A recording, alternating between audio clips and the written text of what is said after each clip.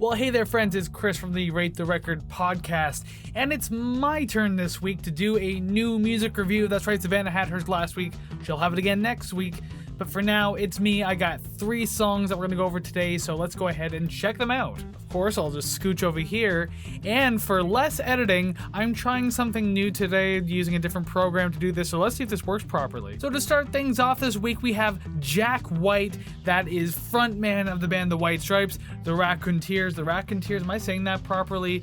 The Dead Weather, and of course, Jack White. Just released a brand new solo album called Fear of the Dawn, and his latest single from that project is called If I Die Tomorrow. This is a far more mellow track than I would have anticipated. I'm always used to Jack going in more of a zany blues rock kind of direction. That, or maybe I'm just not as familiar with most of his stuff as, like, you know, other people would be. But the melodies and progressions are nice, and it really makes it easy on the ears to listen to. The production's really clean and polished on it. It has like an old school feel to it, and I'm not sure, maybe it's the Mellotron type synth, maybe it's the light, quiet, punchy kind of drums going on, but sonically and tonally, this song sits pretty well. The layering of the sound towards the end is a little strange, but definitely not bad. Disorienting in a fun way, if that makes any kind of sense at all. Overall, it's a short and sweet track, no big surprises going on, and it's a nice smooth ride throughout with some nice textures sprinkled in, so yeah, I really dig it. And now for a seamless transition that I'm going to do with my keyboard and not in editing, we are now moving on to Jimmy Eats World. I can see it on my screen, that makes me so excited. But yes, Jimmy Eat World, the emo/alt-rock band out of Arizona, is back once again. They just dropped their first new material since 2019's Surviving. They have a new track called Something Loud.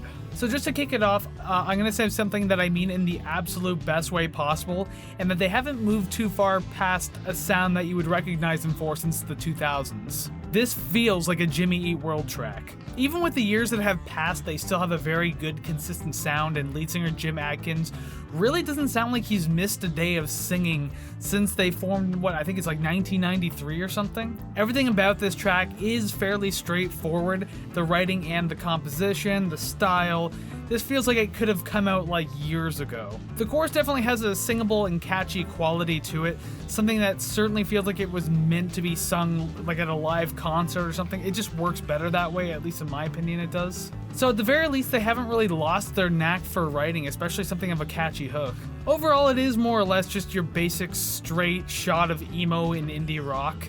Nothing super great to be hooked on about it, but at the same time, it still is a decent track. I would recommend trying it at least once. And finally, transitioning smoothly into the final track that we have here, a band that I've been aware of for decades, but never really found myself getting into. I've never even really checked them out, but it is Gwar, the heavy metal band out of Richmond, Virginia, and they just clawed their way back with their 15th studio album, The New Dark Ages. It dropped on June 3rd, and they just released the single Berserker Mode, so we might as well go ahead and check it out. Now, this is pure 80s metal revival through and through. There's no real question about it. Just the opening drum fill and chugging guitar riff alone feel like something out of Judas Priest. As a matter of fact, when I listened to the song, I had to pause, and then I played the song Painkiller by Judas Priest, and immediately I'm like, yeah, this is exactly what I was thinking of. Now, I feel like the vocals were buried a little bit in the mix for this one. Like, you can still hear them, but it's just like they went ahead and pushed the mic levels just down a bit for whatever reason.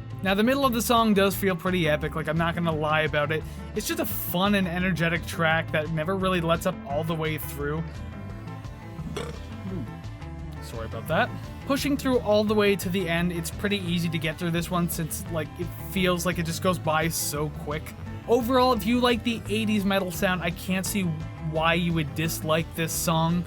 This is your Priest, your Maiden, and maybe a little thrash metal sprinkled in there somehow, like just maybe a little bit. It's not a bad track, not my favorite, but I definitely didn't dislike it. I kind of flew through these ones this week, but that's okay. You kind of get the point, and I'm busy anyway, so I gotta do other things. So thank you very much for checking out this review and the songs that I did. Make sure you let me know what you think down in the comments below. Did you check out these tracks? What are your thoughts on them? I would love to hear it. You can also let us know over on our social medias, which can all be found over at ratetherecord.ca. All the streaming platforms, all the social media platforms, everything's over there, so ratetherecord.ca, go check it out. And of course, if you want more of our new music reviews, you can go back and watch our previous ones, like Savannah did one last week, and you know she's got another one coming next week, so by all means, you got plenty to watch, plenty to binge. I suggest you go back and check out some new music. But it's not the only thing that you can binge. Of course, we have our podcast, the Rate the Record podcast. You know, that's what this channel is actually called. We release a brand new episode every Monday. If you are unaware, and this past Monday, we just released episode 39. Savannah chose for us Bush's 16 Stone. So I recommend you go ahead and check it out, see what we thought of that 1994 alt grunge, whatever rock classic, question mark. I mean, it did well. What did we think of it, though?